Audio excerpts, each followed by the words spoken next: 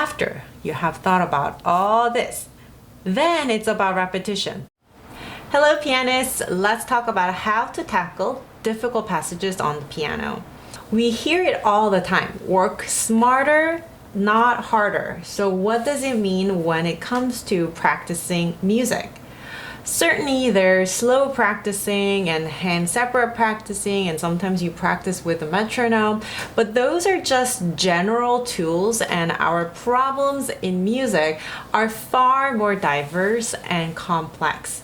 We need a framework in which we can narrow down the problem and solve it efficiently in terms of time without going absolutely crazy. So here's how I think about difficult problems in music. I'll give you my framework, and if it makes sense to you, you can try applying it to your next difficult passage. By the way, I created a PDF summary of the 3-step framework I'll be talking about in this video, which you can download for free on my website. I will link it in the description below. The framework is a 3-step approach. Part 1 is about the musical intent. The first thing to think about is its musical context. You need to have an idea about what the music is trying to communicate in order to know how to play it. Technique should always be in service of music. Think about how this particular difficult passage is contributing to the emotional and dynamic shape of the music. Is it supposed to be played espressivo, scherzando, leggero? You can't begin to form a practice strategy if you don't know how it should sound in the end. So I have a passage from Liebesträume No.3 by Franz Liszt. If you don't know what Liebesträume means and you haven't read the poem that it's based on, then you don't really know what the piece is about. At some point in your studying the piece, you should do a quick little Google search and at least find out that Liebesträume means dream of love, and also that it's based on a German poem, roughly translated as love as long as you can. And the poem speaks to the reader about how you should love as passionately as you can. He draws us into dream of love. Then the poem goes into talking about loss of love, and this climactic moment in the music is expressing sorrow and pain of losing love. It's overflowing with emotion and it almost sounds desperate. Not everybody would agree with all these adjectives that I used, but you should have your own idea about how you want to sound. So let me just play it for you.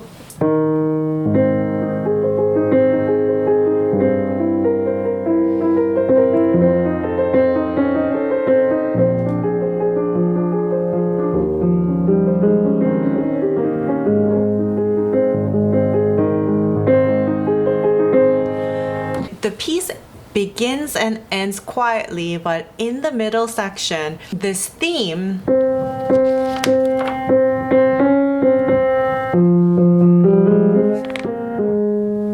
So this theme is elevated to fortissimo with full emotional expression.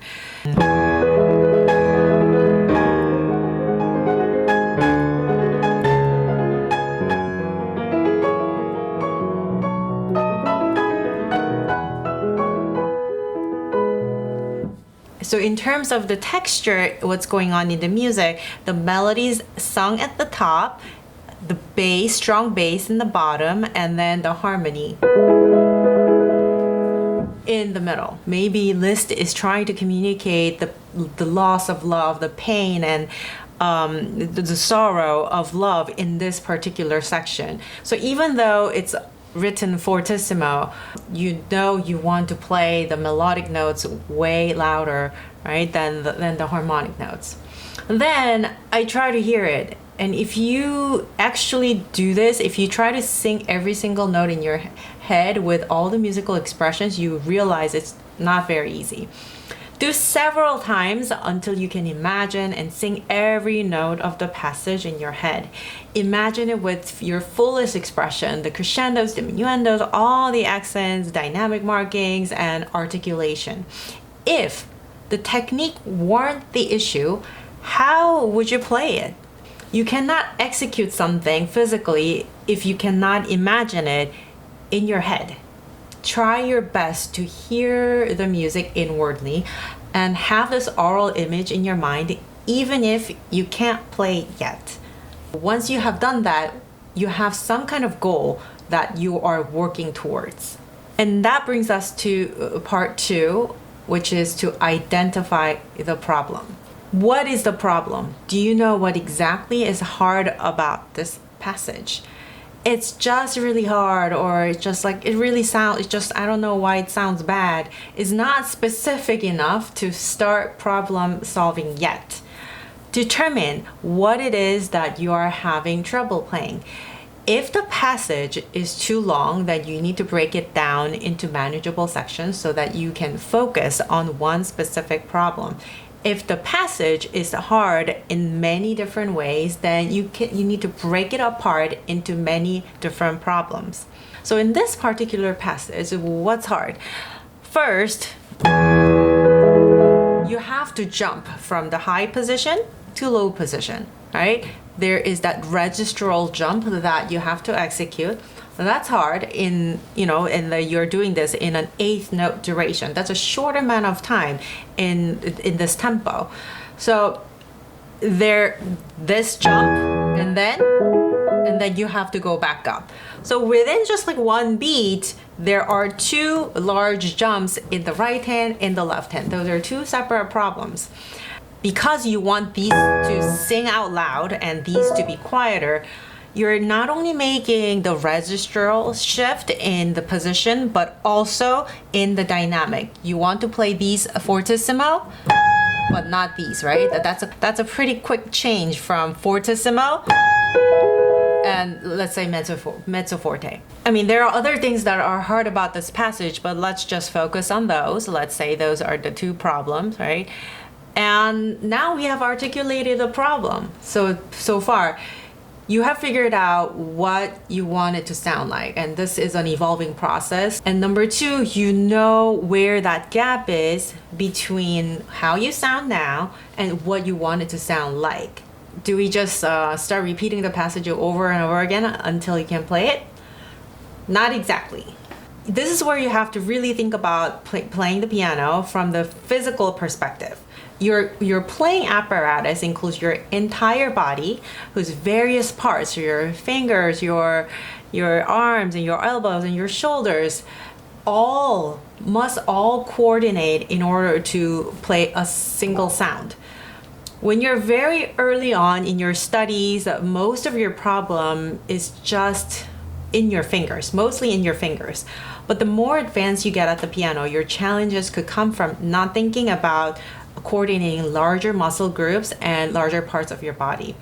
So for example, in this passage, if you're not thinking about your elbow guiding the movement, your fingers alone cannot make this jump efficiently. You have to lead it from your elbow, guide it from the elbow, and then your hands will automatically move, right? If you raise your shoulders, then your arms, your upper arms will get tight, right? Like that's just a direct result of raising your shoulders. And if this is tight, then you're not as free in moving around the keyboard, right? So play the difficult passage and notice where you're tensing up and where you can relax. That's the key. When do you have to use the muscles and when do you have to relax? When we are trying to execute a difficult passage, our entire motor cortex fires up. Motor cortex in your brain that controls your movements. But if we understand and pay attention to what is actually doing the work, we can learn to relax and use the muscles more efficiently. We have neurons that fire up to move our shoulders, different neurons that fire up to move our arms, and different nerves that move each of our 10 fingers. We need to be hyper aware and train our awareness so that we learn to use the necessary muscle and relax another group of muscle. Usually when students come in with this piece, it's one of these 2 scenarios. Number 1, everything's loud. So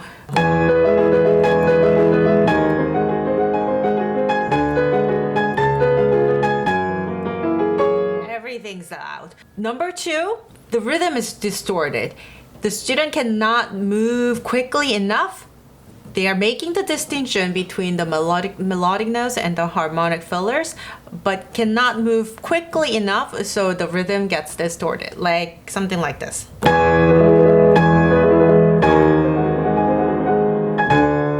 I mean, they are both not ideal, right? They don't sound very good, but there are two different reasons for these two different effects.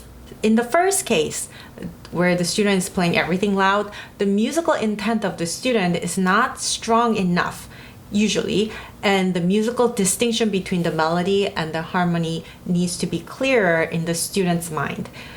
And number 2 reason is the student does not know how to relax the forearm on the arpeggiated notes.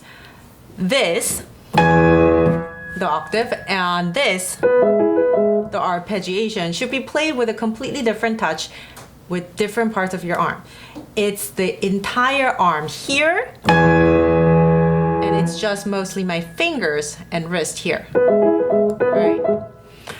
In the second case, the musical intent of the student is good. The likely cause of the rhythmic distortion is that student lets go of the tension at the wrong time. The right time is play with full force here, or as much force as you want here, and then you have to use that force to get to the bottom and then check in with yourself to make sure that you are relaxed. In both cases, your elbow needs to be free to guide the sleep. It makes sense, right? Your fingers are connected to your elbow, like via your wrist and your forearm. If the elbow does not move, your fingers will have a hard time making this quick leap. This is not a tutorial video, so I'll stop here about this passage. But it's this level of detail that you have to think about to overcome a technical difficulty. You can do it if you're conscious of how you're using your body and practice it with awareness. So let's recap the 3 steps of the framework for mastering difficult passages. Number 1, start from the musical context and be able to hear it in your head. Number 2, identify the problem, pinpoint and articulate what exactly is difficult for you. Number 3, be aware of how you use your body in the specific passage.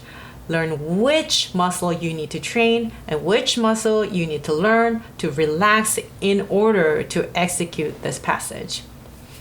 After you have thought about all this, then it's about repetition. The more you repeat with intention, the better you get, and that's a fact. I hope I gave you some ideas on how to tackle difficult passages on the piano. What are you currently struggling with, and how are you practicing it to make it easier? Share with us in the comments below. Thank you so much, and I'll see you in the next video.